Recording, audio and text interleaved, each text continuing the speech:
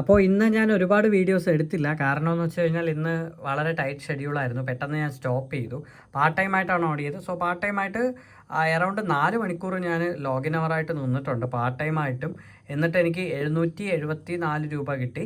So earnings ആയിട്ട് മൊത്തം 11 trip എനിക്ക് പോയിട്ടുണ്ട്. പക്ഷേ ഇന്ന് അധികം വലിയ ലോങ് എനിക്ക് കിട്ടിയിട്ടില്ല. സോ ഇന്നലത്തെ അപേക്ഷിച്ച് നോക്കുമ്പോൾ ഇന്ന് എനിക്ക് ലോങ് കുറവായിരുന്നു.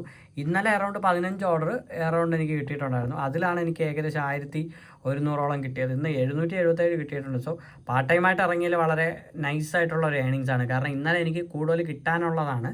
കാരണം എന്ന് വെച്ചാൽ ഞാൻ പറഞ്ഞില്ലേ, ഒരു ഓർഡർ തന്നെ 50 കിലോമീറ്റർ വന്നാണ് എനിക്ക് 2 മണിക്കൂറോളം എനിക്ക് ലാഗ് അടിച്ചത്. സോ ഇന്നലത്തെ അപേക്ഷിച്ച് കുറച്ചുകൂടെ നല്ലൊരു ഏണിങ്സ് എനിക്ക് കിട്ടിയിട്ടുണ്ട്. 5 ജിഗ് മാത്രമേ ഞാൻ ഇന്ന് എടുത്തിട്ടുള്ളൂ. സോ ജിഗ് ഹിസ്റ്ററി ഞാൻ കാണിച്ചു തരാം.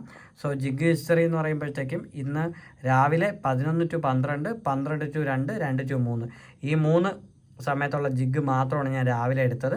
പിന്നെ 5, 6, 6, 7 ഞാൻ ക്യാൻസൽ ചെയ്തു. അത് കഴിഞ്ഞ് 7 to 9, 9 to 10 ആ 2 ജിഗും ഞാൻ എടുത്തിട്ടുണ്ടായിരുന്നു. സോ ഇന്ന് വലിയ ലോങ് ഒന്നും കിട്ടിയിട്ടില്ല. നമ്മൾ ട്രിപ്പ് നോക്കുകയാണെന്നുണ്ടെങ്കിൽ രാവിലെ ചെറിയ ഓർഡറാണ് 24, 37, എന്നിട്ട് പിന്നെ ഒരു 91 കിട്ടി. സോ ഇന്നലെ വെച്ച് നോക്കുകയാണെങ്കിൽ ഇന്ന് എനിക്ക് ഈ പറയുന്ന 2 വലിയ ഓർഡറാണ് കിട്ടിയിട്ടുള്ളത്. ഒരു 91 പിന്നെ വന്നിട്ടുള്ള ഒരു 114. ഈ 2 ഓർഡറാണ് എനിക്ക് വലിയ ഓർഡറായിട്ടുള്ളത്.